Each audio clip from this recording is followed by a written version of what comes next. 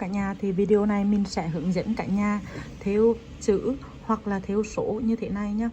Thì mình quay gần đó thì nhà mình sẽ để này. Đây là cái mình đang sử dụng chỉ thêu. Đây. Chỉ thêu là chỉ như thế này, nó nằm trong cuốn như thế này, chuyên dùng cho thêu nhá. Thì cái mũi nó sẽ thì cái khi thêu xong thì nó sẽ chỉ nó sẽ bung và nó đẹp hơn này. Còn đây là mình sử dụng chỉ may. Đây, sử dụng chỉ may, mình sử dụng chỉ này và mình chụp lại thành 4 lần và mình thêu thì nó ra như thế này. Nhưng mà mình thấy á, thì cái chỉ này thì nó lại không có được đẹp bằng chỉ thêu nhá. Cho nên khi mà thêu á, thì nhà mình có thể lựa chọn chỉ chuyên dụng để mà thêu chữ hay thêu số trên áo quần nhá. Bây giờ mình sẽ thêu cây chữ. Thì ở đây thì mình sử dụng cái mũi thêu basic. Đây. Bây giờ mình sẽ bắt đầu bằng cái mũi đầu tiên như thế này. Đó. Đối với nhà mình để những cái đường mà cong nhiều á, thì chúng ta sẽ thêu ngắn lại cái khoảng cách từng cái mũi chỉ nó ngắn lại để tạo cái độ cong nó sẽ đẹp hơn nhá. Những cái đường mà nó thẳng như thế này thì nhà mình có thể thêu dài cái mũi chỉ hơn một xíu để cho nó nhanh. Thì đầu tiên là chúng ta sẽ đâm kim lên như thế này nhá. Sau đó chúng ta sẽ để một khoảng đây, một khoảng nhỏ, sau đó chúng ta đưa kim xuống. Đây là cái mũi đầu tiên này. Tiếp theo chúng ta sẽ đưa kim vào cái mũi tiếp theo. Đấy. Đưa lên.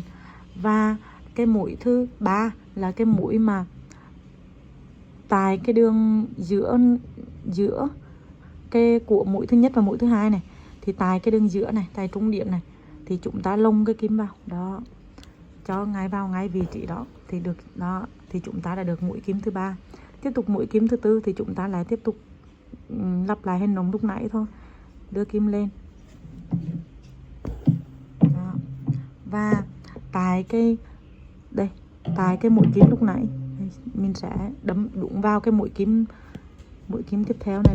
Mình xin lỗi. Đây thì mình sẽ đâm vào cái mũi kim giữa đây.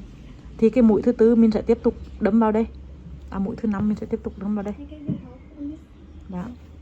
Vậy nhà mình cứ lặp đi lặp lại nhá. Và ví dụ như nhà mình đã đâm lông kim đây, lông kim qua phía bên này á, thì mình sẽ đi xung quanh như thế này, đều lông vào như thế này luôn nhá. Đó. Đó. Đó, nhà mình cứ tiếp tục lặp lại như vậy thôi. Đó.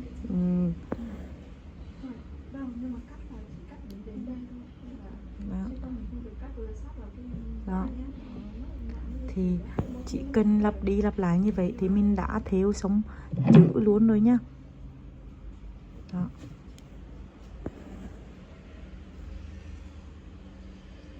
Đấy.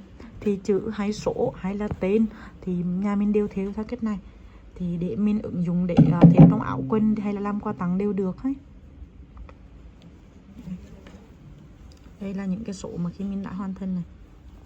Đây là những cái chữ này. Và mình cứ lặp đi lặp lại cho đến hết.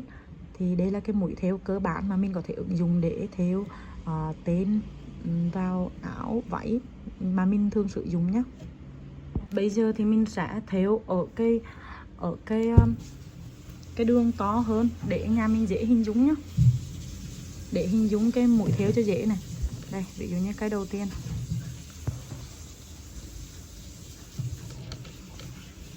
Đó. Rồi, một mũi xuống này.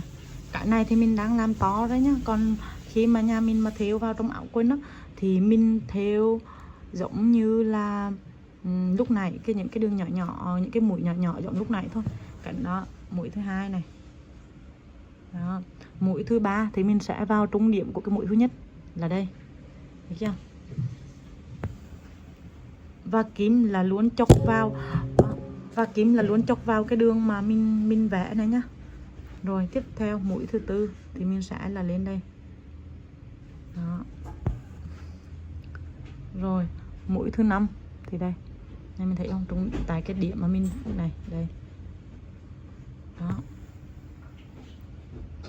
Tiếp theo mũi thứ sáu. Khoảng cách các mũi nó bằng nhau. Đó. và đấm kim lui. Đó, thì nó nằm ở đây.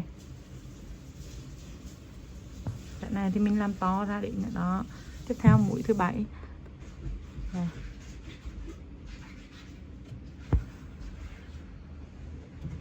Và đâm vào cái điểm này luôn. Thì nhà mình cứ lặp đi lặp lại như vậy nhá. Và để ý là khi mà chúng ta đâm ở phía, ví dụ như đâm kim lên, đâm ở phía bên này của cái đường thì luôn luôn là phải đâm kim về phía bên này, từ bên này qua, chứ không phải là trên này xuống nha. Mình phải đâm cùng một phía như vậy đó, dù có đường cong hay là đường thẳng thì mình đều cong về một phía như vậy. Thì ví dụ như đường cong qua bên này thì mình cũng đó, thì kim luôn luôn từ dưới này đi lên này, đâm này đó, phải đồng bộ nhá. Thì đây là cái mũi cơ bản mình đã làm to ra để nhà mình hình dung khi mà thêu tên nhá. Nếu mà nhà mình thích lên những cái video hướng dẫn về thêu gì nữa thì cứ comment bên dưới nhé. Xin chào và hẹn gặp lại cả nhà. Đây.